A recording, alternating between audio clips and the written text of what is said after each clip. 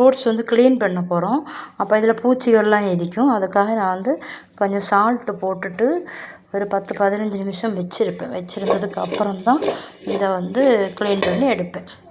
எடுத்துட்டு நல்லா தண்ணி விட்டு ஒரு 10 நிமிஷம் நல்லா கை வச்சு நம்ம நல்லா அலசி எடுக்கணும் பார்த்துடுங்க. அப்போ தான் இதில் உள்ள பூச்சிகள் எல்லாம் போகும். 2 தண்ணி கழுவணும். தண்ணியில் எவ்வளோ அந்த பூச்சிகள்லாம் கிடக்குங்க பாருங்கள். அந்த கருப்பெல்லாம் இருக்குது பார்த்தீங்களா, இந்த மாதிரி இதெல்லாம் கிடக்கும்.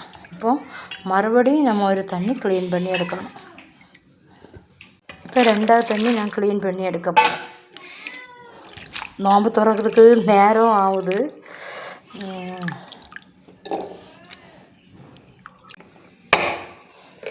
நல்லா க்ளீன் பண்ணி எடுத்தாச்சு. டேபிள் இன்னும் கொண்டு வைக்க போகிறேன். டைம் ஆகி வருது.